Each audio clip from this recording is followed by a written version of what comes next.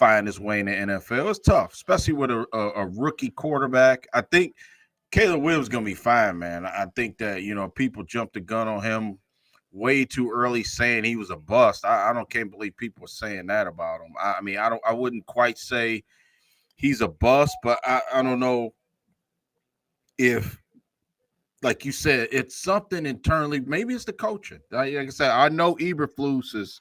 I still can't believe that guy got a job. I mean, I think he's. I've watched single-handedly him lose 4 or 5 games, and I'm not even a Bears fan. You know what I'm saying? Just watching it from afar, I've seen him lose some games for this team the last couple of years. Even last year's game, the Lions came back, and remember that game here last year we beat them. I think it was by 2. I think it was when Aiden Hudson had the safety in the end zone. Remember that? And it was like, remember they gave us all kind of problems, and they should have won the game, that type of thing. But something weird happened, and the game with Justin Fields last year in Chicago when remember we finally got over it because it just seemed like Chicago was a house of horrors for the Lions, and I think the last couple of years we've played well there. So, like you said, man, in the pre-show, I think the Bears will fight. Obviously, it's division game, so throw the records out. You know what I'm saying? I don't think it's a slug game, but I just don't think they got the rest. I don't think the Bears got the recipe to beat the Lions, man. Not this week. You know what I'm saying? I just the way their offense is structured, the way they're, like you said, being coach. You're not going to outcoach. If you're not going to outcoach us, forget about it. You know what I'm saying? Eberflus is not going to beat the Lions. I don't believe anything that they're doing. You don't like the man last name? Yeah, Eberflus. Yeah, I can't stand it. I can't take that serious. Can't take it serious, huh? I mean, and too, Walt. I mean, Caleb. Well, let's be honest, Walt. And it's not going to happen because the Lions' defense has been so good. Caleb Williams would have to be for remember Jordan Love came here last year Thanksgiving, and Jordan Love literally was flawless. Remember, they came up and just pulled the rug out from under the Lions and was up like 21-0 in a blink, man. You know what I'm saying? I just don't see the Bears doing that. I don't. You know what I'm saying? Now, 10 points, if I was a betting man, I wouldn't bet the 10 either, because I think, when you have a division game, Thanksgiving, listen, Chicago's still in the back of their mind feel we make the playoffs. I don't know. The NFC is a juggernaut playoff wise.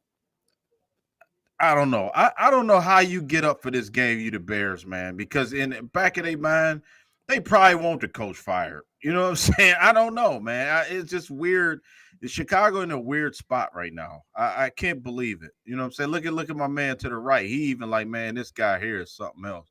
But the big guy, he like, man, this is some bull.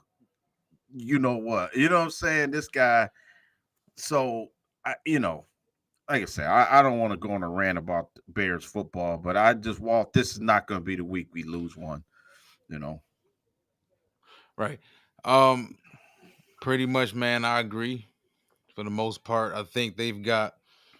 All right. So first of all, of course, you and I, pretty sure most of the listeners out there, diehard Lions fans. So by default, we watch a lot of NFC North football. So I'm pretty sure everybody else out there has watched the Bears play this season.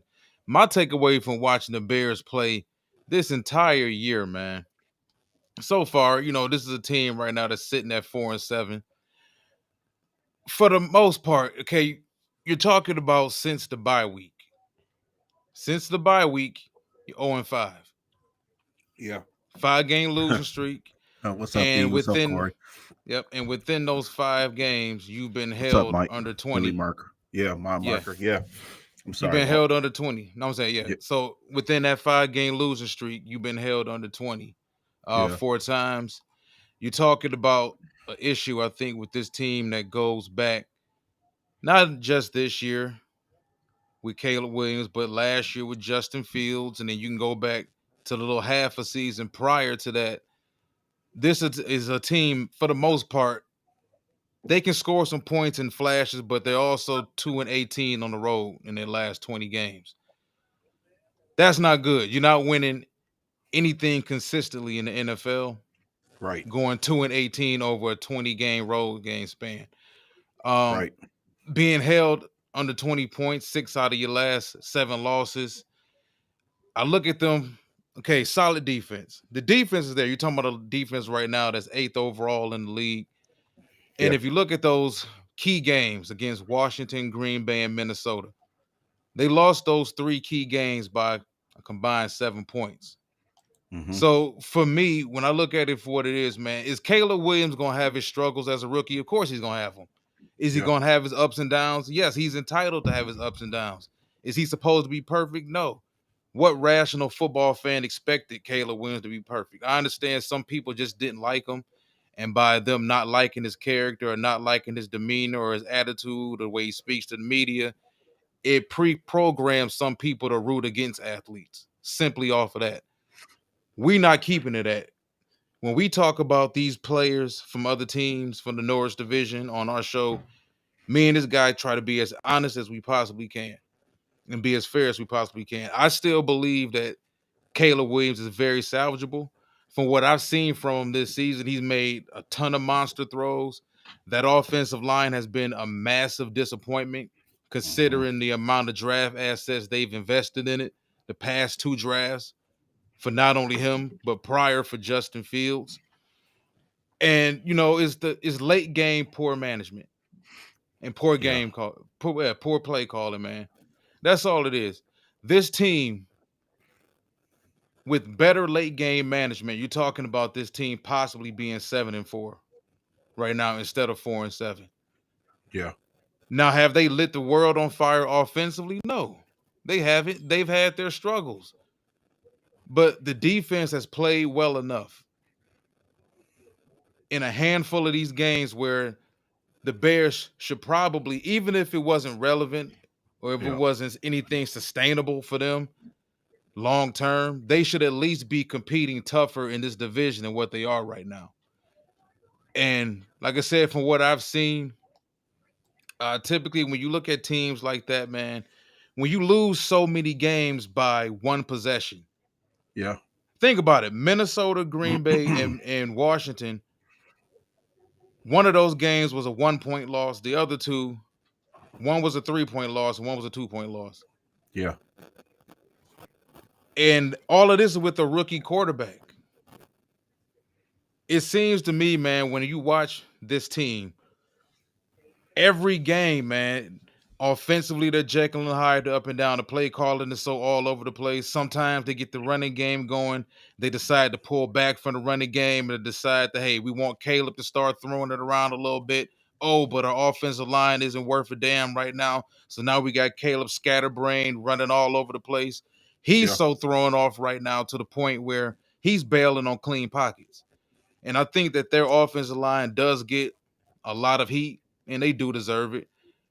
But there's also plenty of film where he's got clean pockets, but from him playing that all of that time at USC with bad offensive line play, he had bad offensive line play at Oklahoma. He's used to playing erratic football, and I think it's going to take the right type of head coach, next offensive coordinator that comes in that has to really groom him out of that. It's rough when you're a quarterback. Josh Allen had to grow out of that. And I think Brian Daboll helped him out tremendously when he was there in Buffalo. When you're used to being the reason all the time, it's tough to get quarterbacks to come out of that. When they're used to being the reason that their team wins day in, day out because the offensive line is terrible. The wide receiver play is terrible. The offensive play calling is terrible. So I'm forced to do everything myself. And I think that's something right now that Caleb Williams is really suffering from. He's too comfortable in chaos. Yeah. It's like when he has a clean pocket, he's nervous. He's Yeah. jittery. He's waiting on the walls to close in on him, and he bails too soon. And Can't he blame him. ends up throwing the timing off of the whole play. Yeah, can't blame them. I mean, like you said, they've been deplorable, man. From the offensive line standpoint. You see Caleb Williams, 2,300 yards, Walt, 2,356. Actually, I think he's got more. Yeah, he's got more yards than Goff, I think, coming into the season. I mean, to this game. DeAndre Swift, 665 yards rushing, leading the team. Like I said, DeAndre been good, man. I give him credit. I said that he's productive back when he's healthy, And for the most part, Swift been healthy, man. He been making plays. He looked damn good since preseason. So I give him credit for staying, dependable because the Bears damn sure been leaning on him this year. You know what I'm saying? I agree with Fidel too. I think it's going to be a close game, man. I do. I think the Lions. We've been feasting on, you know, scoring 50 to what we scored 52 the last two home games we played. You know what I'm saying? I don't know, man. I don't see a 50 burger coming up this week. But like I said, we're the better team. We should win the game, but I think it's just gonna be a good old fashioned division, hard fought game. You know what I'm saying? If you look at it, Walt, the last 10 years in this series, the Lions are 11-9. You know what I'm saying? So it's split right down the middle. You know what I mean? It's really a true rivalry when you can go back and forth and alternate wins, like these two teams have been doing, you know what I'm saying, the last couple of years. And it's been split the last couple of times we played them. They beat us with 28-13 on December last year, and then we came back and we beat them earlier in the season. I think it was 31-26. So, man, I just like to be, I like that. Yeah, 28-10 would be great. Um, it's always, entertainment. And then plus two, listen, the Bears 4-7. This kind of like, I don't want to say it's their Super Bowl. I mean, it may not be that big, but they're in national TV, man. You know what I'm saying? I mean, Caleb Williams is his first taste of playing on Thanksgiving. Obviously as a rookie, he wants to thanks Casey. What's up? Uh, you know, it's mean something for the Bears. You know what I'm saying? I do think they got a little pride. I do think they're better than the Titans. I do think they're better than Jaguars. So they can't play. I don't. I was about to say, I don't know, man. I Yeah, I mean, think the listen, coaching. Yeah, we swept the AFC South. yeah. They lost to two of Yeah, them, so they lost to two of them South teams. yeah, That's the true. I That's think that's pretty the bad. big that's the measuring stick right there. What can I you just, do against the AFC South? I mean, man, I hope nobody listened to this show tonight and just go back to I think our first show for predictions because I was all on the Bears bandwagon, man. I thought the You Bears and would Nick be, Wright. what I'm saying. I thought the Bears would be just like the team that would be giving us the most trouble out of everybody in the division. I bought into the Caleb Williams, like Roma Donze. He looks lost, man. I mean, he's a way better receiver than what he is. You know what I'm saying? What he's been showing. I think Caleb Wood, they got a game, they got a good game in them. And I think we're gonna get their best game. I really do. I think this may be the Bears' best game that they played during the season. They're not gonna win, but I think the Lions are gonna beat them. But I don't think it's you know 31-7 win or anything like that. You know what I mean? Injury report too. Well, the Bears look pretty healthy. Yeah. As far as I think they have one offensive. Sorry, I don't have it in front of me, but I think the one offensive, the right guard, I think might be out. Hold on, Walt. I'll have it for you here. 1 second. That Um, was that was you and Nick Wright, boy. yeah, and Out of spite for the Lions, boy. oh man, not Nick Wright. Come on, that's Kansas City Nick, right? That man, that man that put on the Eagles jersey, he hate us so much. Yeah, he hate the Lion, man. He hate the Lion. Him, Shady I'm telling you, McCoy, man. them both of them cats. They hate Dude, the ever Lions. ever since the Lions beat the Chiefs week 1 of last year, he been riding us. Mhm. Bad, man. Yeah. Okay, don't say. I'm sorry. No, he not even a starter. I take that back. Well, excuse me. The offensive line is intact. Ryan Bates is out, but yeah, the offensive line. This is a team ball that has Braxton Jones at left tackle. You got Tevin Jenkins at left guard. Damn good player. I like Tevin Jenkins. But I don't know what's been up this year. Anybody, in the comment section, Chicago football elitists, let us know what the heck's going on with this offensive line. Coleman Shelton at center. This guy unrestricted free agent, I think from the Rams. So he might be a spot, make you vulnerability. Matt Pryor at right guard, and then you got right tackle Darnell Wright, which we both love him out of Tennessee. So I think, man, listen, if they don't get anybody to stop Elaine McNeil, he might eat Caleb Williams for Thanksgiving dinner, dude. I mean, it's gonna be dude, you better stop it, Lee McNeil. I mean, it's clear that McNeil has arrived, man, and that's another thing I think that has developed in this last 3 or 4 games. I think Jack Cameron. I think I text you this, and I want to get your thoughts, maybe while we talk about this game. But I think in the middle of Hutch getting hurt and Derek Barnes and us losing guys, we have gained, I think, respectability for two players. Walt, I think Jack Campbell and Aleem McNeil are two guys that I'm not going to say they're elite, because my question, I think, was, were they elite players? I think Aleem McNeil's closer to elite than Jack Campbell. I'm not going to say Jack Campbell's an elite Oh player, yeah. At the but moment, Jack Campbell, man, I'm telling you right now, man, he get to the quarterback. He's right where he's supposed to be. He tackles good. He's just at the right place at the right time. I love it, man. I love it. And so, then, like I so let said, me ask you this then. yeah, So go ahead. what is elite? So like, is it at defensive tackle? Because I know when it comes to the quarterback position, we tend to look at elite as top 5. Yeah, So as a defensive tackle, is Aleem McNeil one of the top 5 defensive tackles in football, or is he one of the top 10? Because like I'm more skewed to when it comes to defensive tackles, linebackers, safeties. I'm more prone to wide receivers. My elite is typically top 10. I do yeah, think he's one of the 10 best in football. I haven't really sat down and overall looked at the complete totality of play when it comes yeah, to the defensive tackle position in the league this year. yeah, But just off of name recognition and respect yeah, and what he's done, considering where he came from, I know a lot of people won't put him up there like that because he wasn't a first round pick. He wasn't a second round pick. He was a yeah, third round pick. He was a guy that was drafted and viewed as a nose tackle, a yeah, Jerry Ball, and that's all he was ever going to be. And yeah. this organization saw the potential in him, the same way they see the overriding potential in Broderick Martin. Now, will Broderick turn out to be the next Aleem, who turns out to be a guy who blossoms year 3, Mm-hmm. blossoms year 4?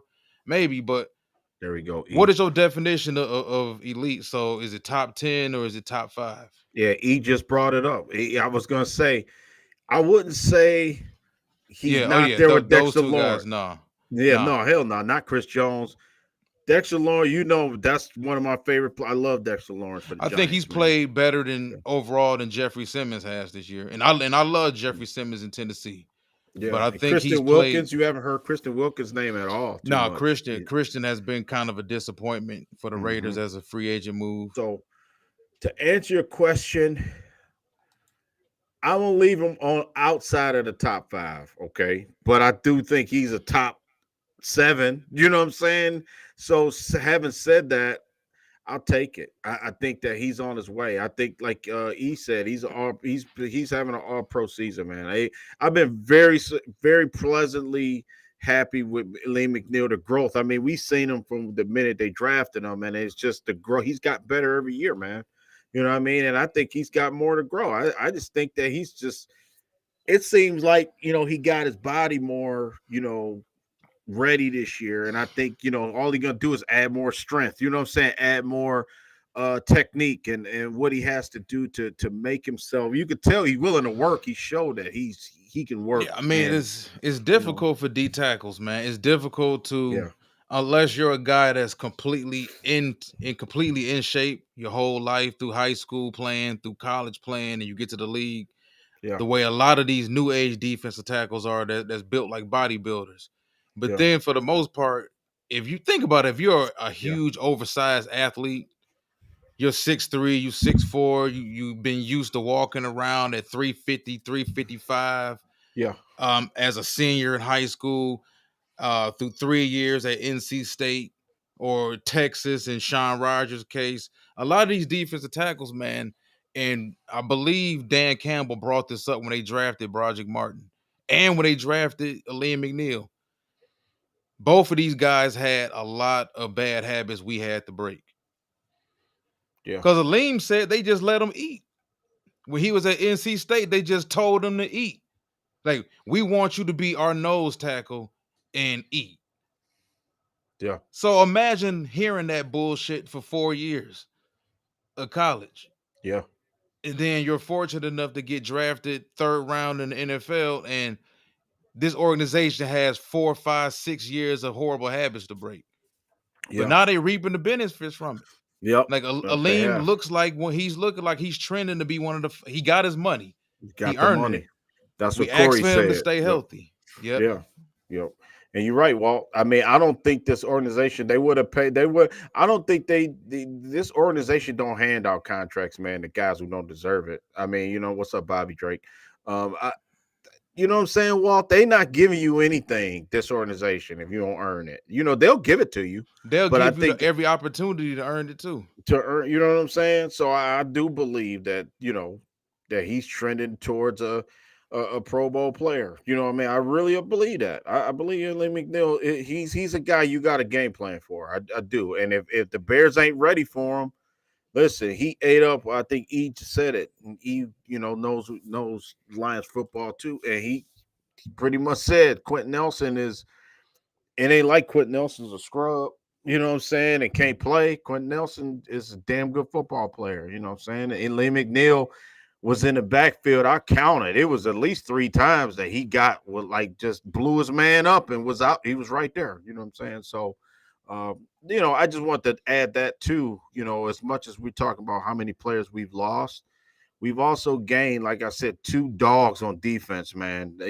Like at the beginning of this season, nobody kind of put them in as maybe impact players. Maybe, people say, oh, well, Jack Cam was a role player. You know what I mean? He's not, a guy that's going to be highlighted on any, you know, uh, football analyst packages or anything like that. But I just like what they've done with those 2 guys. It's just those 2 guys are a prime example of, we got the right guys in place, right guys coaching this team. You know what I mean? The right guys that's been leading the way, since 3-4 years ago. And one thing I did like, with Dan Campbell, I think some of those, locker room speeches, you don't want to get caught up because a lot of it is for the camera. The cameras are rolling. So, Dan gets to talk and stuff like that. But he did say, what I thought was interesting. He said, you know what? He said that, AG, Ben Johnson, he referenced those guys. He gave game ball to Scotty Montgomery. He said, listen, when I came, we were 3-13. He said it 3-13, and we hadn't won a road game in forever, and just a bad. Everything was all the bad stink of the past was on this roster, on this organization. You know what I mean? And since the minute whatever it was, man, when he was, like I said, we always talk about the second year, After the he was Miami here. Dolphin loss. Yeah, and ever since that game, man, they were 16-5. I think Dan Campbell said on the road that was significant. I didn't really, I'm a stats guy. I didn't really think it was that high. They've lost 5 road games, Walt, in the last 2.5 seasons. That's crazy in the NFL. That's unheard of, man. You know what I'm saying? I don't care who you playing. I don't care if you're playing the Bears. I don't care if you're playing the Cowboys. It's hard, man. Look at Kansas City. I mean, not to always just punch the Kansas City drum, beat the Kansas City drum, but I mean, they barely beat Carolina. It just shows you week in and week out teams can play. Philly just barely beat Jacksonville. You know what I mean? A couple weeks ago. So Tennessee just won this week. You know what I'm saying? It's just like every week, everybody, these are NFL players. You know what I mean? They can It ain't happening to us though. You notice you look you notice you sitting in there, you sitting in class, you looking around, and this kid over here getting spitballs tossed at him, and this kid getting balled up piece of paper thrown at him, and this kid getting the back of his seat kicked. Ain't nobody doing that to us. Ain't nobody doing that. Like, y'all catching it over there, ain't you? Huh? No, right. we good right now, man. I just think that, to me, I'm not taking the 10 points.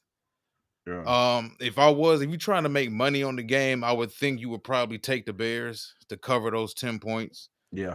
I still think Detroit dominates them.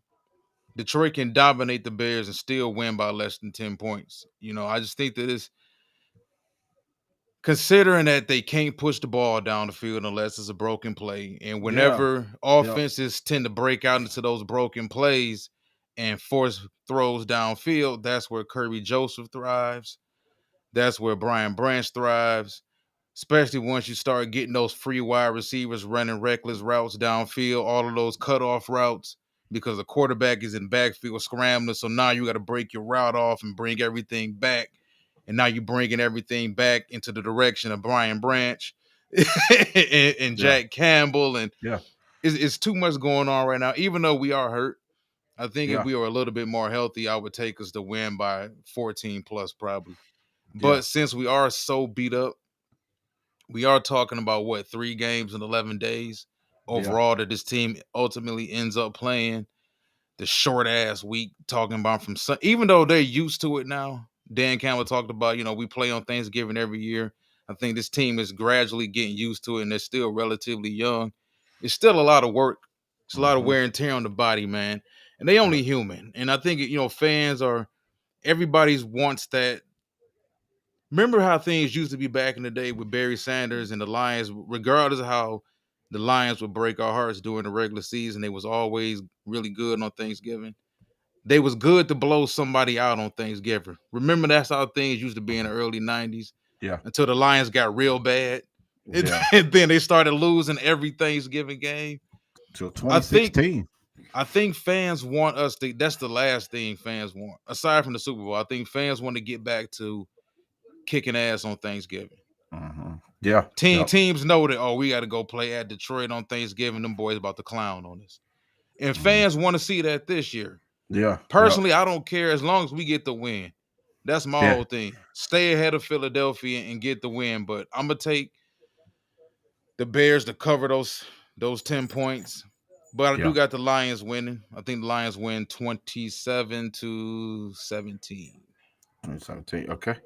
Cool. Yep. And I like that. I mean, my bad, 26-17 rather. 26-17. Yeah. Okay. Yep. I got the Lions winning too. Well, under the 10. I'm going Lions 31, Bears 23. So I think it's going to be 8-point win, something like that. I do think they'll go over the number too. Yeah, I like that too, Corey. 31-17. In a selfish way, I remember we was talking on the phone earlier, and I was telling you, like, I just want to see Jared Goff win a couple games. Like, it's getting ready. I think the fans, we getting ready to see a good treat when we play the Bills, man. And I think it's really no pressure on neither one of the teams to win. I mean, I know I'm kind of getting ahead of myself, but what I'm saying is I think Jared Goff could get back in the MVP race. And the only way you're going to have to do it is to get your numbers up. You know what I'm saying? I mean, we all know how valuable Goff is to this team. I think a big performance against Buffalo could do it. Yeah, exactly. Yeah, and what better way for Goff to have another, 3-4 touchdown game, 300 yards against Caleb Williams, the top pick in the draft, coming to our house. Goff has, he don't have that rah-rah, like not in my house type thing. He don't have that. He's like a silent killer type thing. You know what I'm saying? But it'd be nice, man, to have Goff just play great against this game. And then, Josh Allen comes to town, beat Josh Allen. I think that game is really going to be a treat. I really do, because I think both teams at that time, double-digit. Lions already got double-digit wins, but there's really no pressure. You can just watch the Bills and Lions and have fun, and I think that's going to be a tremendous game coming up in like 3 weeks. But starting with this game, bragging rights. Our team is the big tough team in the NFC, and y'all team is the big tough team in the AFC. Yeah, and the Bears just give us a hard time. They do. It's crazy how this series is gone. I think it's only been one lopsided game. I think it was 41-10. I think it was. I was looking at all the old scores, but other than that, it's always like a tight game between the Lions and the Bears. So all the time, it's gonna be good. I mean, I want to see Caleb Williams up close and pro this line, how he handles the crowd, how he handles that Lion defense. You know what I'm saying? And it'll show you how good the Lions are. They've already shown us, but to have a number one pick confused, you get Caleb Williams slamming his helmet on the sideline. You know what I'm saying? This is his first trip to Ford Field. Yeah, it's gonna be loud. You know what I'm saying? It ain't gonna go good for him. Not gonna go Yup. good. And AG, somebody just put in the comment, hey, AG, that man is doing everything right, getting surgical with it, if like Denzel would say. You know what I'm saying? And hey, everything that AG's done, I mean, we knew it like a couple years ago. We kept saying like Aaron Glenn needs the talent. Aaron Glenn needs, to get his side of the ball rectified, and then let the man do his job. You know what I'm saying? And man, I tell you what, it's a beautiful thing right now to see the Lions defense, because you always thought about the line. Remember even last year, like when our team was good, we finally won a division, couple playoff games. What happened? Ultimately, we lost to the Niners, right? Again, say what you want. The defense kind of lost the game. I mean, yeah, you could say we took our foot off the gas or whatever, but we lost. The defense lost the game. I don't see that. Like now, they took care of that problem. Walt, this team has took care of the issues they had, and I've never seen that before with a team. Maybe because it hasn't happened like right in front of our eyes. Like we've seen the dominant teams in the NFL. Even I even heard somebody on the radio say like, even okay, like the Eagles last year, and I keep referencing. I give you credit because you kept saying that was like a hollow 10-1 last. Remember the Eagles was 10-1 last year, like the Lions, and you kept saying there's something not right with that team, man. And sure enough, they lost 4 out of 6, and then I got feel the bounced in the same way playoff. about I feel the same way about the Chiefs. Like it's when you're winning those tight games and you're a championship proven team, even though the Eagles Hurts didn't win the Super Bowl. Yeah, Foles did when he was there, but that's still a championship yeah, organization. So, when you win, when you're constantly winning and playing bad, yeah, oh, that's championship pedigree. That's yeah. grit. That team is mentally tough. Hey, They what's up, won't be Jo? denied. Joseph? What's up? Soon as you Yeah, start losing those games, all hell breaks loose, and then everybody notices your flaws. They was yeah, 10-1 last year, and I ain't gonna say everybody, but a lot of people just chose to ignore the flaws that Philadelphia had simply because they were 10-1. And that's when right. they started losing those games and wasn't winning all those close games anymore, people started to see Philly for what Philly really was. Yeah, yeah. Answer good question, Corey. I could see, yes, I could. I could see Aaron Glenn coaching the Cowboys. I do, because I think he from Texas. Obviously, probably want to coach Houston, but to me, he ain't getting that job no time soon. I can see him in the state though. You know what I'm saying? Because close to home. Much as I hate to say it, I think one of them guys gonna get a job, man. That's how I feel about it. So I feel like this extra special season is just going to be, something that we can all remember, and just relish it, and then just worry about the coordinator thing after the season's over. Reason why I think he would take the job, because ultimately, this is what I mean. I don't know Aaron Glenn personally, but I would think this, like, your stance as any kind of coordinator or any kind of coach style, you want to be a head coach, right? I mean, I think that the part that sucks is like, would you leave a team like now, right, where you would say, well, why would anybody want to leave the Lions right now, the state that we're in right now, to coach somewhere and then ultimately get fired in 3 years? It doesn't make any sense. It seems like you would want the comfortable part of it, but I think, hey, when you tell Aaron Glenn, I'll back a Brinks truck up to your driveway, you know what I'm saying, and pretty much put the dollar amount that you want on the check, I'll sign it over to you. I think that's going to be, too much to say, you know, no, I thank you. don't I don't think he jumps at a bad opportunity though. Hmm. You know, um, Considering he could have left last year, he could have left the prior year, and sitting back and being close to Ben Johnson, seeing how Ben Johnson has maneuvered through his head coaching opportunities the past 2, 3 off seasons, how he's manipulated those situations, and how strategic he's been in all of it. Yeah, It's clear Ben Johnson ain't taking a bad job. Now, yeah, does AG not have those same reservations? Because let's be honest about it. It may not be the same for a black head coach the way it is for a white head coach. He may Right. get the utmost worst job. And like you said, he could be fired in a year and a half. Like they don't bad organizations do bad organizational things. Yeah. And we was at one point in time, people were worried about him possibly being, even with the Saints, being a Rudy hire. And I never wanted to see him be a Rudy hire. A Rooney hire where he goes into a situation where Yeah. you're hired to be fired. Yeah, we don't really want you like that, but we're going to sign you for 1 year, give you a real terrible roster, get those extra picks for signing you. And then, we'll fire you in a year and a half when you start 0-5 next year, 0-6. Then we'll be justified in not bringing you back because you've lost for a year Yeah. and a half. So now we can legally fire you. Like, I Yeah. never wanted to see him go through one of those shitty situations. Yeah. And I just think that, man, like you heard about the Jets. I think that's a terrible situation to go to.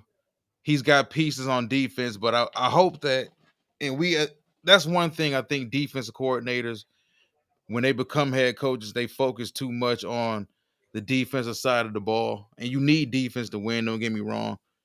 But you got to be able to score. You need to have that right guy under center. Like DeMeco Ryans is having the success in Houston he's having because he's got CJ Stroud. He hit on the quarterback. Mm-hmm. Doesn't happen that often where you hit on the quarterback immediately as soon as you go to a team. You get your guy, and he's young, and he's really damn good. And you hit on your very second first-round pick ever in Will Anderson. And Yeah. then you inherited Derek Stingley Jr., and you inherited Jalen Petrie. And, like, you have to have – I'm not even going to say have to because DeMeco Ryans turned down some jobs before he got the Houston job.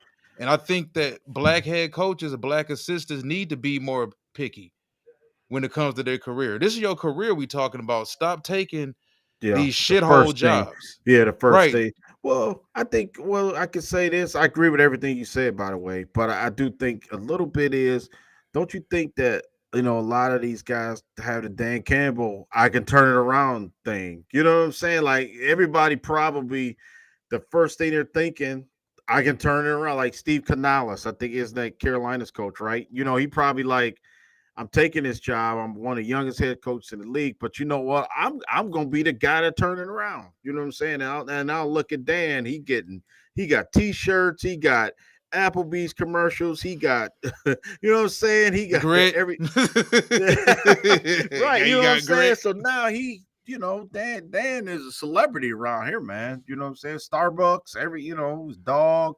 It's just like, it's the perfect thing. And if you can get somewhere and turn it around, I think that's where the challenge is. But like you say, I agree with you wholeheartedly. Like, we know our worth, man, and we shouldn't be able to just say, well, damn, I don't know when this opportunity gonna come again. I'm gonna take this crappy job with the Jaguars. It's nice weather in Jacksonville, Florida, but it's a We shitty shouldn't have to feel situation. that. Yeah, we shouldn't have to feel that way. Yeah.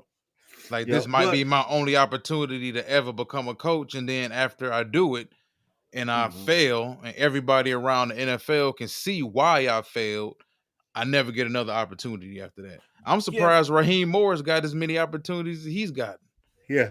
Excuse me. Yeah, and I agree with Justin. What Joseph just said. Like sometimes you do want to just take a shot. I agree with that because me, the kind of person that I'm wired, I probably Nah, would go to a crappy team. I ain't gonna lie. If I was a head coach, it this is depends my on. career we talking about though. Like Yeah, but Ben Johnson didn't think like that.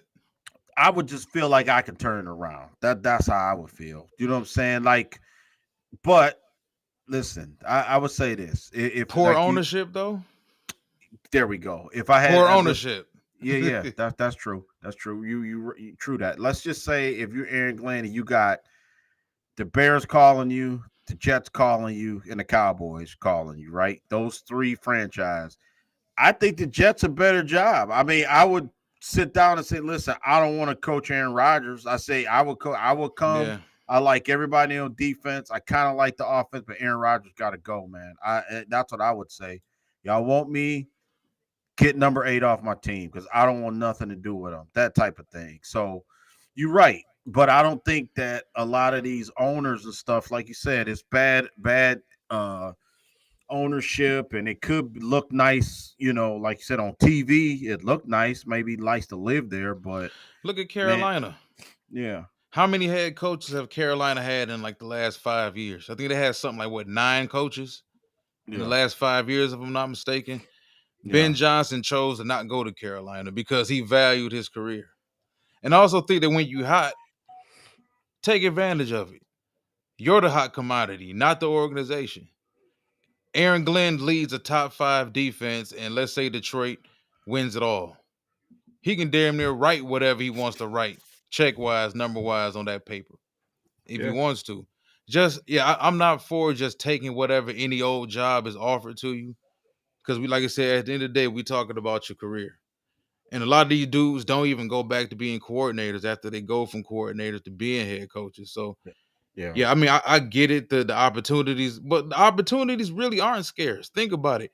Every year we go into the NFL yeah, season thinking already, okay, there's a good chance these 3 teams are going to be the worst in the league. These 4 teams and these 3 guys or 4 guys might get fired. And there's always usually a surprise 2 other firings yeah, or guys step down. So there's usually every all season about what, 6 head coaching yeah. vacancies. So there's opportunities, man. There's gonna always be opportunities.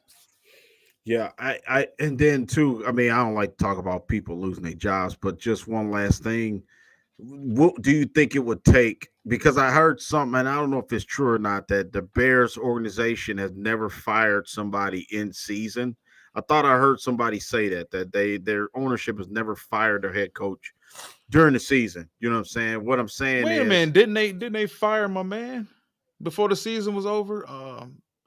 That was there before Eberflus. What was his name? not Luke, not Getsy. He was the offensive coordinator. So I could be wrong, but what I'm saying is too, you could be right. But what would it take for the okay, what if the Lions score 50 on the Bears, man? What if they do? I'm just saying 40, okay, fit 40. You think Eberflus getting fired? If they get just embarrassed, okay, like we've been embarrassing people, do you think that would be enough to say, you know what, man? It's I know if we 4-8, we got 5 games left. Let's just cut our losses now. You got to go, man. We on So national so you TV. asking, are we gonna get our second head coach fired this Yeah, season? that's what Because I'm asking. Peterson got canned. Yeah, yep, Damn it, definitely. damn it, on Turkey Day, you got us stuffed. Yeah, yep. You're fired. It's hot man. Damn it, that's what we do here. We We cause get coaches things. fired. Yeah, things happen. We break up Shaq and Kobe in the final. You know what I'm saying? We make GMs make tough decisions immediately after you lose to us. You Yeah, got a get the hell business out of here. decision to make. Yep. It's Yeah, possible, man. It's possible.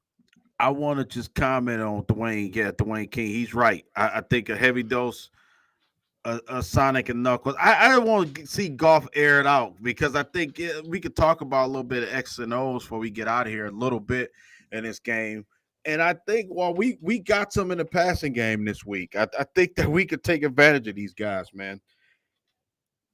You know what I'm saying? And airing it out a little bit. And I like Dwayne King, Tim Patrick, man. Tim Patrick has looked real comfortable. The last 4 games, I think he had 3 catches last week for 40 or 50 yards, if I'm not mistaken. Last week, blocked down the field. It was a highlight package. While I seen a Tim Patrick just blocking. You know what I'm saying in the run game, man. He's been exceptional too. I think that's another guy that they've slowly gotten him up to speed, and now he kind of knows what the coaching staff wants. You know what I'm saying? So number 17's out there. I like his body language. I like the way he can kind of find a soft spot in the defense and sort of quietly getting the Josh Reynolds role down pat. Yeah. You know what I'm saying? He's going to be huge down the stretch and in the playoffs, I think, man. You know what I mean? Red zone, Yeah. middle of the defense. I like it. I like everything about Tim Patrick right now. Yeah, he's a catch machine. Mhm. You don't need him to do too much outside of that. He's not very shifty, not very elusive. He's not gonna run away from too many people. He's sort of that tall wide receiver, tight end hybrid. Yeah. That's pretty much all they needed. this Yeah. season. We had talked about it over the offseason. Would it have been nice to have a guy like a Brian Thomas, a 6'3" guy that can run 4.3 and make a bunch of big time plays downfield and run after, uh, catch the ball in the open field and get to the end zone and all those great things? Sure. But we didn't really need the bright, shiny, athletic toy. We got the Tim Patrick, who all he needed to do was stay healthy. And and we talked about CJ Mosley, not CJ Mosley, but Emmanuel Mosley. Manny Mosley, yeah. Very good player when he's healthy. All we Yeah. need him to do is be healthy, and we have an extra 6'1.5", 200+ pound long corner who can Yeah. play man press and can play zone to help us in the playoffs. Yeah. Melifon will get healthy, so we can have that. So I think, and I want to transition over into something real quick because I know a lot of people did want to talk about this. Another guy who showed us a lot early on in the Yeah. very beginning and hasn't been able to stay on the field long enough for whatever issues he's had with the organization. I think it's obvious and very clear he and his coaching staff have not been on the same page or were not on the same page for a long time. And it seems like those final 8 games of, was it the 2022 season? Yeah. Seems like so long ago. This is a guy that you and I both were pulling for. Very, very tough. Because at the end of the day, man, who doesn't want to find a young athletic edge rusher late in the draft? Cheap work. Not a guy that you had to spend a first round pick on or a second round pick, but somebody that's a 5th round pick, a 6th round pick, an undrafted free agent that gives you starter first round pick production. And we all thought after his rookie season, that's what we were going to get from him. Hasn't turned out to be that, man. I'm very disappointed. Mm-hmm. I know when he came back for the 2023 season and he suffered an injury, I thought that was a bad sign for him. Because Yep. we like, okay, that's something else that's setting back his development overall. We heard about them wanting to make him an off-ball linebacker, take his hand out of the dirt, not let him rush the quarterback as much as he probably should be. I thought he was a born edge rusher. They had envisions for him to be a more complete football player, and there's nothing wrong with that. Yeah. But at the Facts. end of the day, if he just couldn't grow out of wanting to be just the edge rusher, if he wasn't learning enough, and I hate to put it that way, but some guys, once you get to the NFL, certain schemes make or break certain types of players. Now, James could go somewhere else. He could go to Houston. He could go to Philadelphia. He could go to Miami. He could Yeah. go wherever. He could go to the Bears for that matter. Yeah. That scheme may particularly work for him. For whatever reasons it was, what went on his rookie season once he first got the opportunity to consistently see the field, that never translated to these next years and a half. So what is your thoughts on James Houston and ultimately what happened here and the disappointment in him not becoming that late round gem that we all thought he was going to be? Yeah, I'm disappointed, just like you. Say I was just rooting for James. You know what I'm saying? That's all. You know what I mean? I think that he does have a place in NFL. I really do. I think it's more he's a scheme guy. Obviously, he's a specialty type, third down type. Um oh boy, he's not like physically imposing. You know what I'm saying? He kind of, I don't want to say funny built, but he kind of like funny built to try to be a pass rusher. You know what I'm saying? And it's like he's got to have a low center of gravity to get it, that bend, like Joseph just said, to kind of get what he needs to get, get where he needs to get. You know what I'm saying? Even look at Terry Williams just kind of bending down, kind of maybe trying to get pad level. I don't know, corrected or something, but it just seems like it was doomed from last year to me. You can kind of tell the writing was on the wall, like you said earlier, that he wasn't going to be on the ride. What was weird was that he was just getting DMPs, man. Wasn't even suiting up early in the season. Remember the Rams, Tampa? I mean, he was just flat out wasn't even playing. Wasn't hurt or nothing. He just wasn't playing. Healthy So I think, scratch. yeah, healthy scratch. So in this with this regime, if you're not even suiting up, man, it's something to be looked at. So yeah, I I think it just looks bad on him though. because the Lions as an organization been hot, man. Yeah, Since year 2 of the rebuild, second half of the season, year 2, this team's been hot. The organization's been hot. Brad Holmes, reputation wise around the league and the media, he can do no wrong.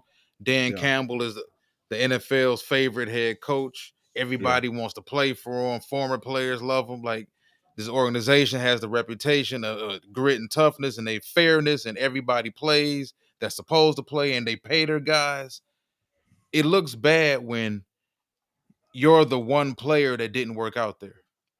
yeah, It looks yep. really bad. You're the one guy they drafted that didn't work out. Yeah, yep. You said it, and man. That speaks volumes because, like you said, Dan Campbell's the kind of guy he gives peak guys chance. He's been a for player, not the most talented, not the most physically imposing. Look how many chances Mosley's gotten. He Yeah, played 2 series. yeah, yeah. And it was just, man.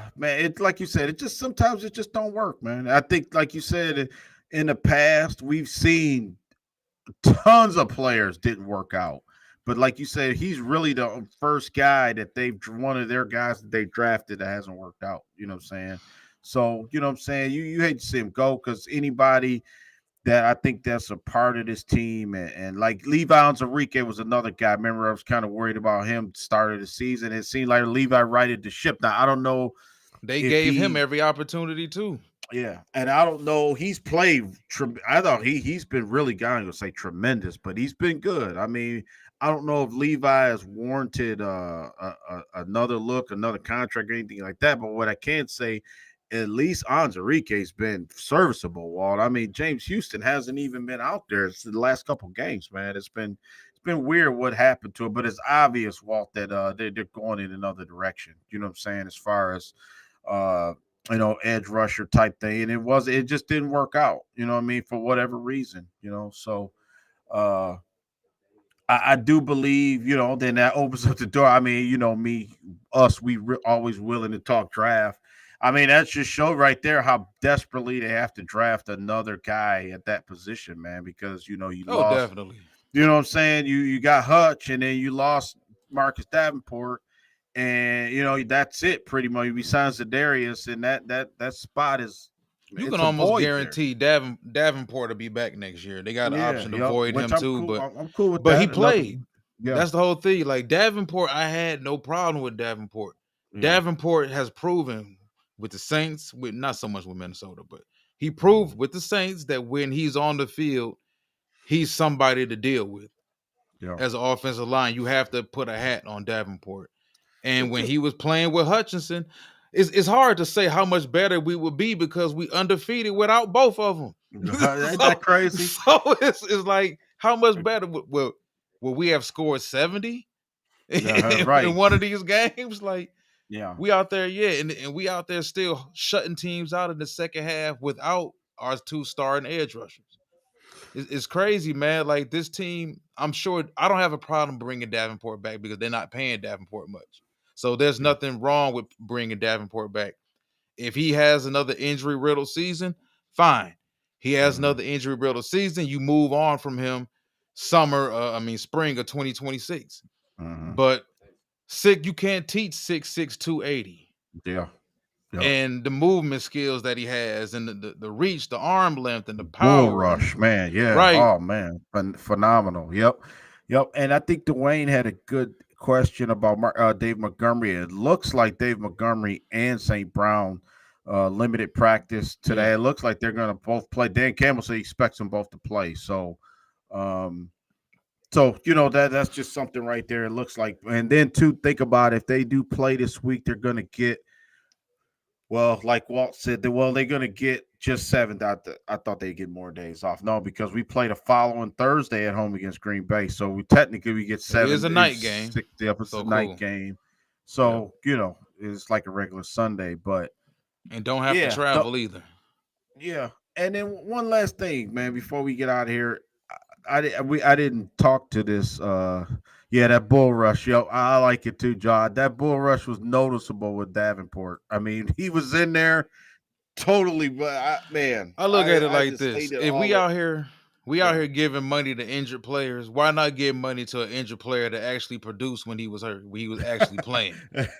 So let's be if Emmanuel, and I'm cool with it as long as you play, brother. If he Mhm. can get another deal and be brought back, and it's a Yeah. good chance, I think. Well, I don't know. Melifonwu's a different deal. I don't know how they really feel about him. Yeah, Um, man. but he's another guy. It seems to me that if you work hard, the injuries don't bother him. Because it's obvious Brad Holmes being a guy who came from an injured background, being an injured college football player, and he felt some way when teams took a chance on him. So I think he has a soft spot Yep. for injured Yep. players. As long as you show them that you working your ass off, Yeah. putting it back on and working it back off again, And I believe they'll that they'll deal with because you. The yeah, Barnes and I too. right. This coaching staff, well, they not letting nobody slide. I don't think that they're this coach. If you're not doing what you're supposed to do, you're not a Detroit Lion. I truly believe that. They you got to work, man. You know what I'm saying to Look get at where DJ you. Chark. Yeah, As DJ much Chark. as we like DJ Chark, as talented as DJ was one and done here. And what has DJ done since he left here? I, I maybe caught one They prove pass. he's proven to be right. Like Yep. when they let people go, we've questioned it before, but he's been proven to be right. Jonah Yeah. Jackson, he was proven to be right. Like people wanted them to bring back Jonah and Yeah. continuity on the offensive line, and he's been here. And nah, we ain't Yeah. giving that man that much. What's your Simple. yeah? What's your read on before we get out of here? Well, what's your read on Sam Laporta? I mean, to me, Sam looked noticeably frustrated. I mean, I don't know if he's frustrated. It could be the injury. He's been out of sorts, man. And obviously, because he's been injured most of the season, Sam Laporta, a damn good tight end, one of the best in the league. But he looked frustrated to me last week. You know what I'm I'm a, saying? I could be wrong, but I'm gonna give some very unpopular takes right now, man. Don't hate me. I don't have nothing against that man. I think that young man is a very good tight end. I think people overblew him a little much last year. When you go back and you look at the touchdowns he scored, you look at a lot of the catches Sam Laporta got. And I understand physical traits aren't everything, aren't the end all be all. Most of his scores were these schemed up throws. I mean, these schemed up plays, uh, a flea flicker here, busted coverage, Sam 30 yards downfield, catching the ball wide open, jogging to the end zone, a short dig here and there, a short out. You didn't really see Sam out there dominate nobody. And I mean, he's not physically that type of tight end. He's not really fast. He's not overly quick. He's not overly big. His arms aren't overly long. He's not yeah, physically imposing. I yeah, think a lot of the damage Sam did last year was him being the other guy. You know what yeah, I'm saying? Compared to what we knew Gibbs was a dynamic player coming out of Alabama. We knew what Montgomery was. We knew St. Brown was somebody we had. We knew we had Jameson Williams. Sam was the rookie tight end that caught everybody off guard, I think. yeah, But you look at it this year, man, I'm not even gonna say he looks injured. Like he looks the same as he looked at Iowa to me. And I'm not trying to dump on him at all. I But get I what you're do, saying. I but get I what do you. think that people saw what he did as a rookie and they overblew it a little bit. Because if you go back and you watch the film, it's not Sam Laporta beating people one on one out of pure quickness or speed, or I'm just physically stronger than you, or I'm jumping over you, or I'm running away from you. Or when you look at him, there's not a lot that you physically see at him from him, but you can just say that's going to be the reason why he wins a lot one on one. And considering the attention Montgomery and Gibbs gets when they decide to run 12-man personnel, every now and then you may see 22. They will do the two tight ends, two running backs. Yeah, The attention St. Brown gets, the attention Jameson Williams demands simply because of his speed on the field. He doesn't beat a lot of one-on-ones either. That's yeah, something I think people don't want to talk a lot about when it comes to Sam Laporta. Sam gets a lot of one-on-ones, and Sam ain't out there really beating a lot of those one-on-ones against those outside linebackers. or those rolled down safeties. Yeah. So can he still be a valuable part of the offense? Oh Sure. yeah, for sure. Sure, but I think they're going to have to go into 2025 and figure out a way to consistently make him a more viable part of the offense because he can be. If Yeah. you He's proven if you make him a part of the offense to put forth a solid effort to make him that, he can do some things. Look at what he did at Iowa. He did so much at Iowa because he really wasn't great at one thing. And they didn't Yeah. have any other offensive options at Iowa. Just being honest about it, man. And I like Sam, but I'm just gonna call a spade, man. I think what a lot of the success he had last season was because of the scheme, and it was because of the fact that he caught a lot of people off guard. Nobody expected Sam Laporta to be as good as he was that early, Yeah. and for them to bring him into it. Yeah, facts. Man, understood everything you said, brother. I agree. But I can't say this, and I think a couple our listeners just say, he was schemed open a lot, but two, I think people not they're covering him more. You know what I'm saying? I think you're not gonna sneak up and get That's Sam. what Joseph's saying. Like, I'm You know what I glad he mean? saw that too. Like a lot of people do see that. Yeah. Because there was a couple times, like you said, I think he had 10 touchdowns last year, something like that.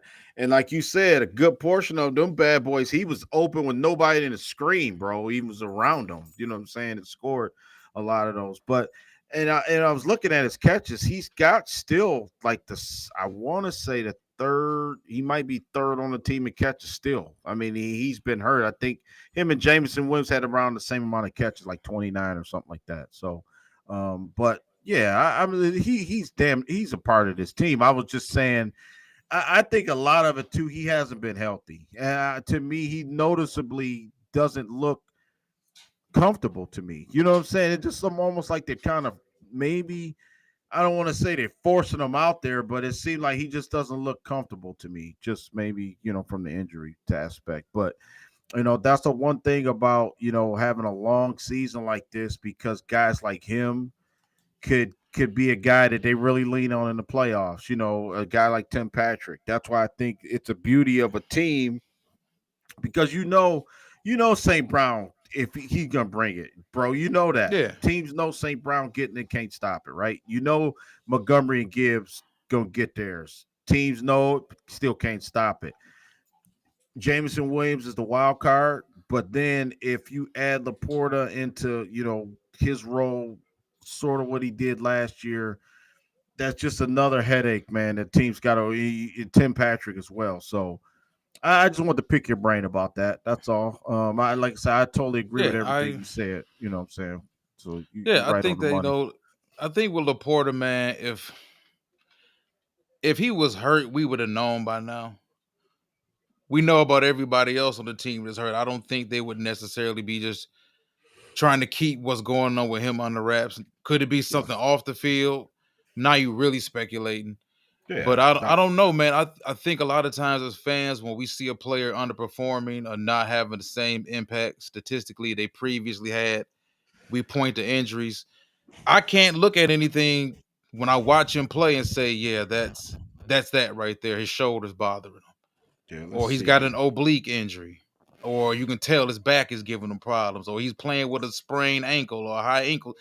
We can't really tell any of that. We all speculating, Yeah, and I just if the dude was hurt, we would know. I'm pretty sure we would know. If he had 10 injuries, I'm pretty sure we would know about at least 3 of them, yeah. even if it's a broken finger, whatever it may be. I just don't think I'm not gonna get back into it because people gonna take it as me dumping on one of our players. I just try to be as honest as I can about the players, man. I think Oh, he's a good, yeah, I think yeah. he's a good tight end, but there's like I know he could. I get it. All of our players are the best. Yeah.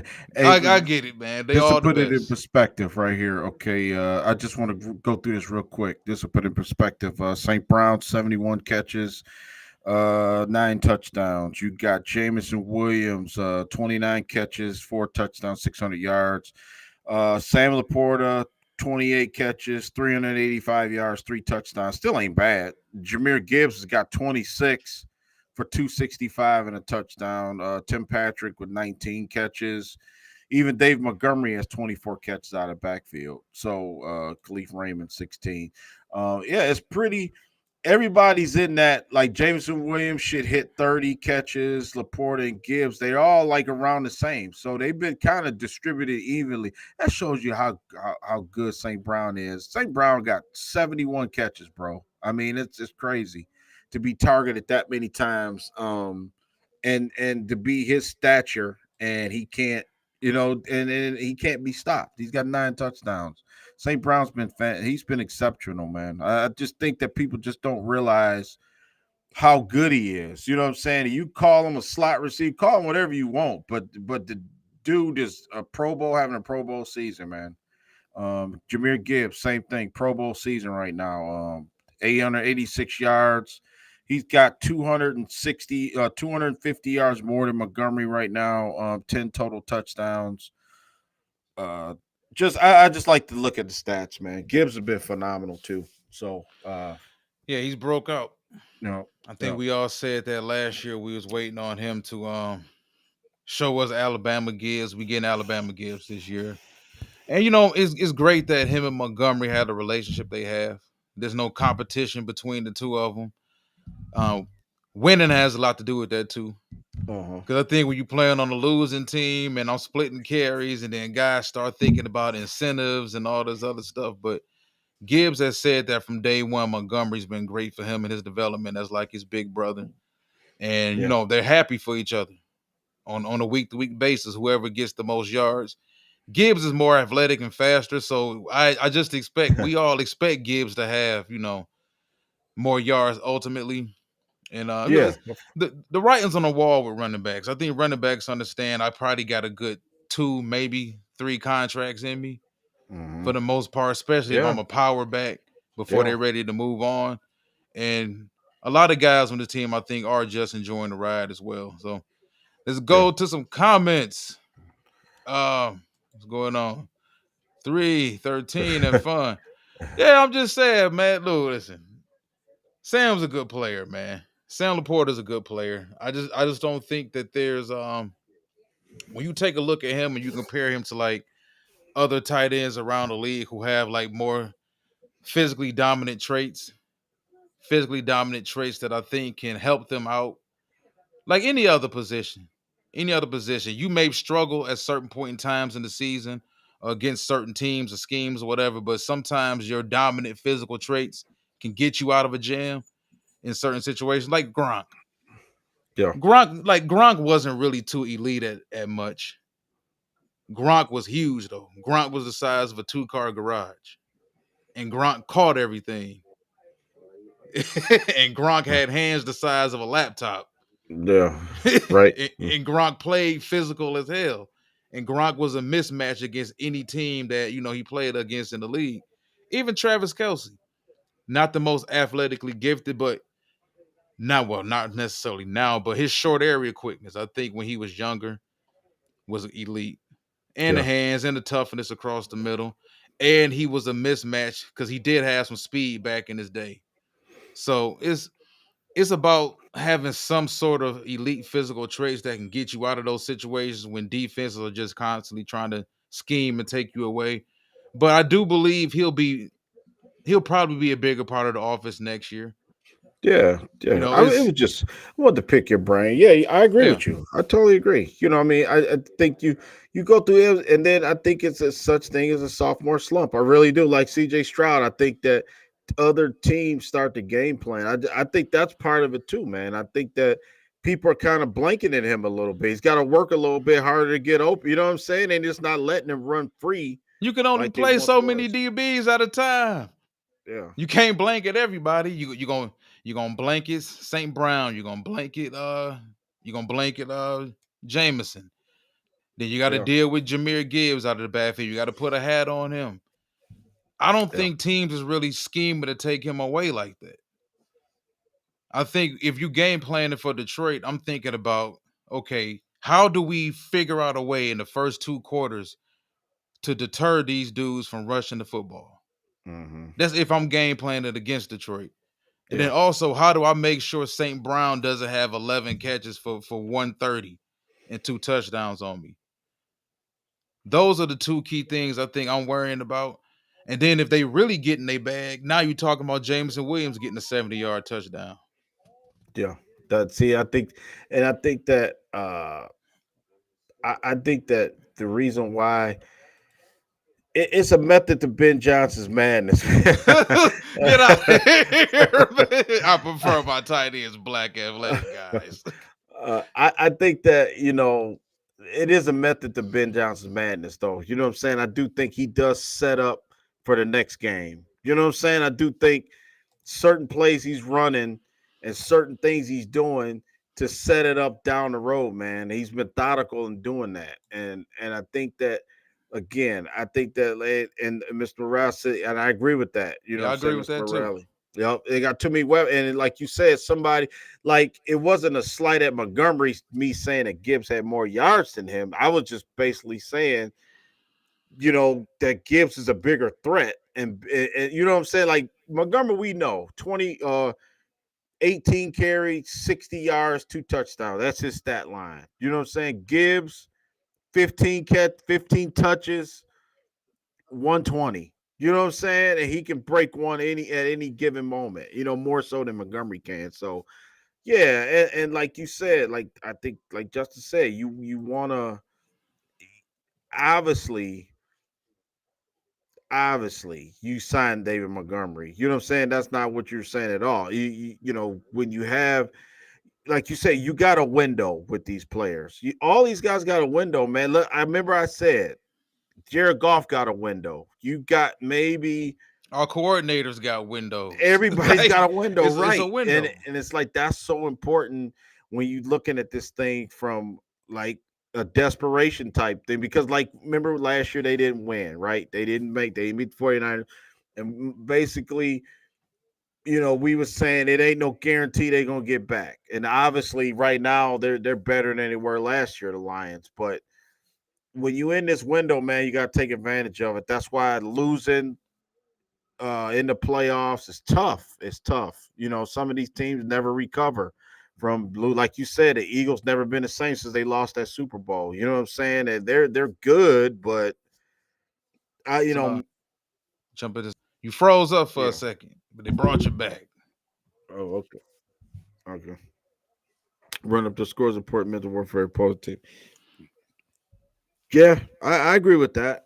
I think that's kind of weak anyway. You know what I'm I don't saying? think For they ain't running up the score. Teams just playing nah, shitty football. Like that's I bullshit. loved Like it. if we running the dude, if Jared Goff is just dropping back and we beating up on Tennessee and we up by 30 on Tennessee and he's still dropping back throwing the football and Goff has 38 pass attempts, I can understand that. How are we Yeah. running up the score when we running the football though?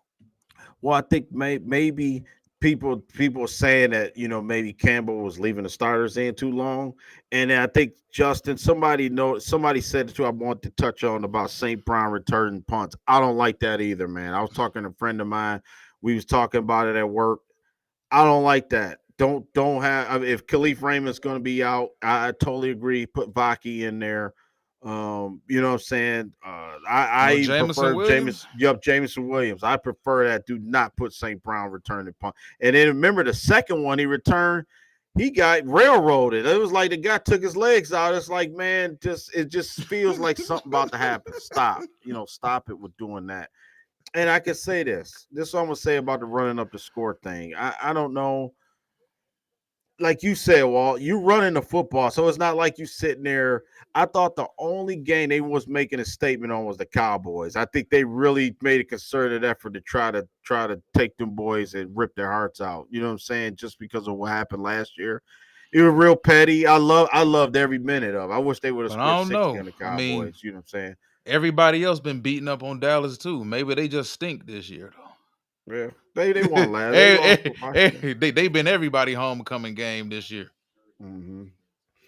Yeah, I agree, Ralphie. I agree. It's a double-edged sword. I don't like playing our guys well into the fourth quarter when the game is over. I don't like that part of it. You know what I'm saying? But I don't mind them scoring. Hey, if they score 40 in 3 quarters, then you can't really. Man, But Reynolds in the came fourth, in the other game and got a big run. So it's like, yeah. man, what do you do? What do you do? You damned if you do, damned if you don't. What do you do when you're that good that you're playing the team? Think about Jacksonville. Yeah. And this is what I don't get about this whole getting angry at teams for quote unquote running up the score. At the end of the day, man, what is you supposed to do as a really good team if your opponent don't give a damn that Sunday? They don't give a damn about their head coach. Mm-hmm. They don't give a damn about their offensive coordinator, defense coordinator. They don't like management. Don't nobody want to be there. I'd rather be at home No. with my family right now instead of playing for this terrible organization. Yeah. That a lot of that goes on with these teams. So that's a team that's already mentally gave up before they even take the field. So you're a team that mentally gave up, and you're taking the field against a team like Detroit. That's no nonsense. We Yeah. coming to play football. If y'all not coming to play, that's y'all damn fault. Yeah. We And out that's there, and I think 313 made that point. We just running our offense. right. Right. Yeah. That's true. Like somebody, I remember they were saying that about the Warriors. Like when Golden State, I know it's football and basketball, it's different. But like you said, Golden State shoot threes, bro. I mean, that's what they do. It's not like, you know what I'm saying? They ain't about to Oh, automatically y'all start running up the score. running up layups. You know what I'm saying? They ain't about to start shooting Clay Thompson ain't about to start shooting layups now. You know what I'm saying? So same thing with the NFL. Like you're running your play. Only thing I can say is get Goff out of there fourth quarter.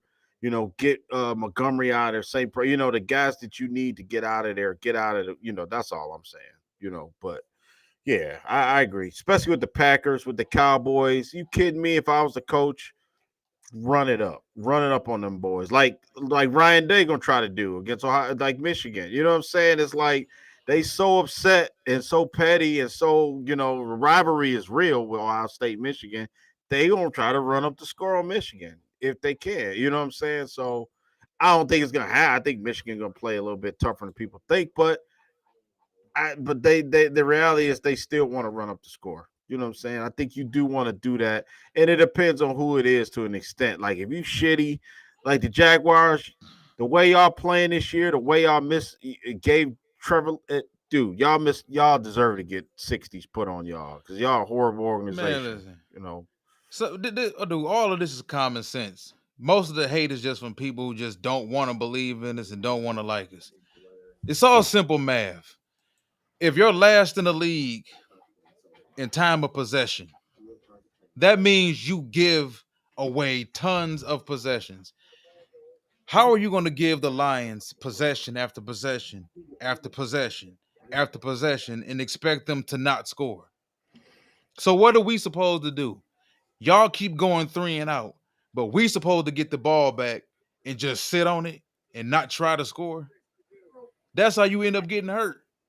no, Man, right, we talking about football, man. If right. y'all ain't That's what. ready to play, y'all not ready to play. All of this weak shit with professional players talking about, oh, I don't like them running up the score. Ain't nobody running up those score in our court. How are we running up the score and our quarterback only threw the ball 22 times? Yeah, it feel like they get hit with a dump truck, man. I loved it though. The one play remember when they tried to throw it to Sewell against the Cowboys? I loved it, man. That was just like the ultimate middle finger, man, to them. I thought it was. You know what I'm saying? Like you said, who cares? Who cares about the Cowboys? But stuff like that. Just what you said. You want to stop it. You don't like it, stop it. That type of thing. Xavier McKinney, who I like, I was surprised that those words came out of his mouth because he's a pretty good player. He's pretty tough, good leader, type player. So he should know better. But I'm surprised he went to the media and said what he said on that. Because he knows that. Any player that's played in NFL would know that. You know what I'm saying? Just well, not to know, but just to have that mentality, like if you don't like what's being done, stop it. Pretty much. And it's a good point what you said. You know what I'm saying? As far as like, Jared Goff didn't have 50 attempts for, 390 yards or 400 yards. He had, like you said, we just ran with what was within our offense. So, Right. and that's If what the if happened too. The like opportunities came against Houston. Walt, remember Houston kept not scoring and getting 3, and that's what happened. That's why we wound up winning that game. You know what I'm saying? Because 5 turnovers, they did nothing with those turnovers, and it was ultimately that game came back to bite them because you know But think about ultimately, how hypocritical people are, though. yeah, Now, when Houston was up on us 23-7, what did everybody say in Houston benefit? Oh, Houston took their foot off the gas. So they were supposed to blow us out, right? mm, Because we came back and beat them. yeah, That's why you supposed to step on everybody's throat so you don't get Houston yeah, at the end of the day. yeah. So ultimately, before we get out of here, Walt, I mean, what is it? I always like to ask this at the end. Is it a pathway that the Bears could possibly pull out an upset? I mean, I don't think you see it. I don't see it, but I always just ask the question. I mean, obviously, if the Lions just have one of their worst games in 2 years, that could happen, right? But I mean, if the sun shines on the Bears, yeah, we at the beginning of the show, you and I both gave the Bears some credit. We talked about, some of the strides, positive and negative, Caleb Williams has made this season. We talked about how good the defense has been. They've been 8th overall in the league. So far, they've been top 10, I believe, in takeaways, interceptions. So, the defense has been good. They've been opportunistic. They've ran the ball well at times. The play call has been kind of inconsistent, passing wise, as well as running the ball. They've been running him a little too much as well. But it's been shown that, the Bears, they've been tough outside the two blowouts, outside the two blowout losses they had this season. They played everybody else to a one-score game. And we talked about how tough they played Washington, who's in first place right now, no, second place right now behind the Eagles, how tough they played Green Bay, how tough they played Minnesota. They lost to those 3 teams by combined, 5 points, I think. So they've been in it. So Detroit can't take them serious. I mean, can't take them serious. Detroit can't take them lightly because it's been proven that they'll play you tough. They're going to come ready to scrap and fight. So if it's a tight game down the stretch, one score game in the fourth quarter, would I be surprised that happened? I wouldn't be surprised at all if it happened. I actually said I think the Bears are going to cover that 10 points. Lions will win, I believe, but I do think the Bears will cover that 10 points. So is there a path for them to win? Run the ball better than you ran it all season. If you the Bears, I would look at what everybody else did against Detroit, and I wouldn't do what the hell they did.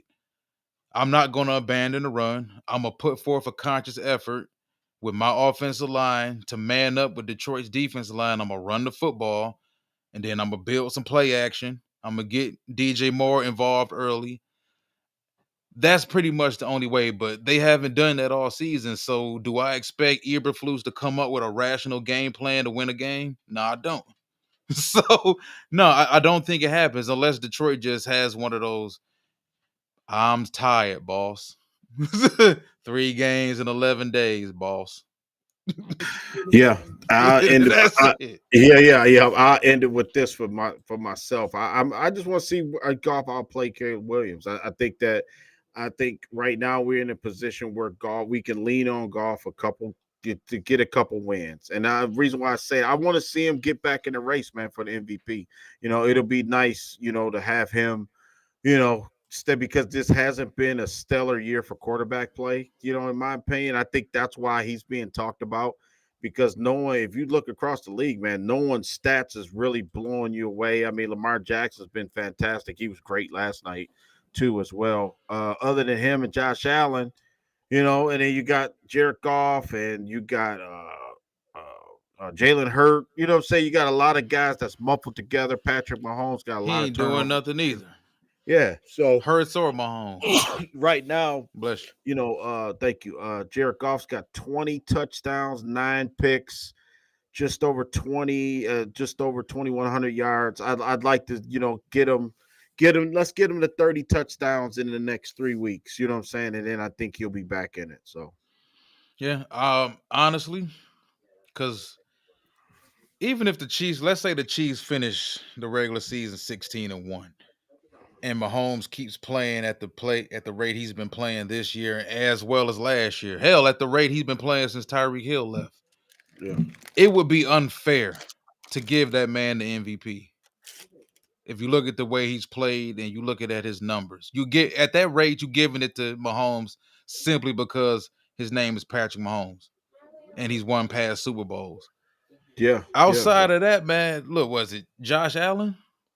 Like Yeah. Josh has played well. I think the MVP race is gonna come down to that Buffalo Detroit game. Honestly, whoever wins that game, especially if Detroit beats Buffalo and Goff has a pretty good game, it don't have to be nothing ridiculous. Oh, 450 and 6 touchdown passes. But if he has a typical efficient Goff game, completes 78% of his passes, throws for 250, makes a couple big throws, especially if it's a close game, because the voters love that type of stuff. They love to, sway their votes on those types of games. But I do think MVP is going to come down to that game, probably between Josh Allen and Jared Goff. Facts, my man. One last thing, we can get our prop bet. Man, I'm sorry I didn't have a list for you. Real quick, the money line. While I look it up real quick here through DraftKings. Look like the money line is plus 400 on Chicago, so you can win a pretty penny if the Bears, pull out the upset this week. You know what I'm saying? So I mean, if you feel froggy, and you trying to get some early Christmas money or something like that, man, you might want to do it, and hopefully something weird happens, and they win the game. That's the only thing you could be thinking here. I'm trying to pull it. Okay, I'm in right now. Let's see. I just want to see some prop bets. I like to have some fun with these. Let's go. I love anytime touchdowns. Let's go anytime touchdowns. Let's see what we got here real quick, just impromptu. Uh, Anytime touchdown this week, Walt, is Jameson Williams plus 180. And then if you feeling really good, Jameson Williams 2 touchdowns plus 1,300. Anytime touchdown. Hey, 2 touchdowns, hey, hey. Well, listen. Plus 1,300 on that. Do I think there's any chance St. Brown won't play? We heard he's questionable. I think he Uh, plays. Yeah. That's just him. He's gonna play. Move, dog. Want to come over to me? I know the show should be over by now. Every time this clock reaches like an hour and 20 minutes, he come downstairs like, man, you still My talking? son too. My son the same way. He like, Dad, it's time to wrap it up. What you doing? No, I think it's St. Brown could be limited even if he plays. Laporta's not playing. It's possible. I mean, plus 1,300. What you got to lose? 2 touchdowns. Yeah, bro. That's good odds right there, man. Let's go. Good old Oh, and fashioned. Jalen Johnson not playing either. Star corner for the Bears. Oh boy, Jameson could have a. Remember Randy Moss? Oh, season had 3 catches for 180. 180 and 3 touchdowns. Yeah, it could be. I can see visions of Randy Moss this week for Jameson Williams. Okay, passing yards. I love this matchup, Jared Goff and Caleb Williams. You got Jared Goff. Oh boy, it ain't no good odds for Goff this week because to even win some money, even money all the way to like 250 yards passing, I don't like them odds. Jared Goff, well, to win anything, it's like 275 plus is 160. I don't think that's a good bet at all. Even Caleb Williams plus 250 yards passing, Wall plus 145. Nope. You can feel real froggy with Goff with 3 touchdown passes though. 3+ touchdowns is 330 plus 330, and then you got Caleb Williams 2+ touchdown passes thrown plus 165. That's not bad. If you want to go there. And let's go Russian props. What about DeAndre Swift? I'm interested against the Lions defense. You got, oh boys, this shows you how good the Lions defense is because if you bet DeAndre Swift with 60+ yards, Walt is plus 155. So that means Lions got hell of a defense. So for him to get 60 yards, bro, you can win some money. You think he can do it? You Nope. think he can? You don't think Swift gonna get 60? our defense nicked up. They ain't that nicked up. Yeah. I don't see it happening, man. Look, the Bears don't even stick with the run enough. Yeah. I don't see it happening, man. We talked about this since the bye. I don't know what the hell happened at that bye, week 7, but them dudes is 0-5 since that bye. They've been held under 20 points 4 times out of them 5 games. In the one game that they did score 27 points, it took overtime to get to 27 points against Minnesota last week. Do I Yeah. think our defense is the the antidote for them? Nah. It ain't happening, man. I was shocked that we held the Colts under 10 points. I think the Bears offensively are a little bit more dynamic, but they playing with a lame duck head coach. It's Thanksgiving. This is a rookie quarterback's first career start at Ford Field. That place is gonna be bananas. Yeah. He ain't gonna be able to hear nothing. He ain't gonna see nothing but a sea of blue and white in that crowd. I just don't see it happening. I don't see the Bears cracking 20 again. This is about to be another game where they struggle to crack 20 points. And like I said before, if you can't crack 20, you're gonna struggle beating us. Tampa, the one team that did it. Yeah. That's the one team that did it, man. And I don't see anybody else being able to do it. Yeah. And then one last one, I promise. This is the last one. I like this is called first drive. So on the Lions' first drive, Jameer Gibbs to catch a pass on the drive on that first Lions' first drive of the game is plus 230. Just for Gibbs to catch one pass. You think they gonna get fancy? Yeah, because remember, because Montgomery's usually the guy that starts the game. So yeah, like you said, maybe they pull a trick out, and yeah, it's interesting. I like they hit some Quavo before they went out there and called the game. Yeah, they started. So this the Bears drinking early. we so confident in our ability to beat up on the Bears. We gonna all take a double shot before we leave out the locker room. Is that an end around to Laporta? Yeah. Hey, coach, we never practiced this play before. Well, you about to now, I think. Sam. So we got one Chicago. This is interesting. We got one Chicago listener. What's up, Chris Foster? He said 0-16. We'll never forget. We all won't. So I guess this Chris Foster person, man, they was on. They was in. You exposed yourself, Chris Foster. I was watching Dan Campbell's presser a few hours ago. They was in Dan Campbell's presser talking about posting 0-16. So Chris Foster, come on, man, you stalking? You stalking us, man? Come on, dude. Y'all boys 2-18 on the road in y'all last 20 road games, man. Let's not go that route. Y'all boys can't pull 20 points out y'all ass. Let's not go that route. Come on now, man. 2-18 on the road, and you talking about 0-16 over 10 years ago? Yeah. Hating on us ain't gonna make y'all no less of a dumpster fire guy. Yeah. But I do appreciate the fact that you joined in, though. Yeah, it's all good. I laugh at stuff like that because you know what? Until the day we win, though, you know, winning stops all. You know what I'm saying? People give respect. I think the Lions, that's the next step we have to do. From Bears, Packers, and Vikings fans, though, they gonna always talk junk, though. Yeah, of course. And it's fun. You know what I'm saying? Because trust me, I work with a couple Minnesota fans, and they always tell me how great the Vikings is, and I always tell them, y'all got just as many championships as we got, just as many Super Bowls as we got. 0. You know what I'm saying? So y'all might have got there, but y'all still lost 4. So, you know. Yeah. Walt, great show, brother. You know, this is the last show before Thanksgiving, you know. So happy Thanksgiving, man, to you and your family, man. Appreciate you. You know, as we, you know, get into the holidays, and you know, we coming back Saturday, right? We still gonna do our show Saturday. We do open. Recap. We about to have an open house Saturday. We talking about what? You gonna do all the games from Sunday slate? Yeah, you know what? Yeah, we can go on the Sunday slate, especially talk about the NFC. You know, we talk about seeding and everything, implications. There's a lot of interesting games this week. And then I know you want to do something with Jameer Gibbs. You want to revisit your analysis. You know when Gibbs got drafted. Another date. Yeah, that can be at another date.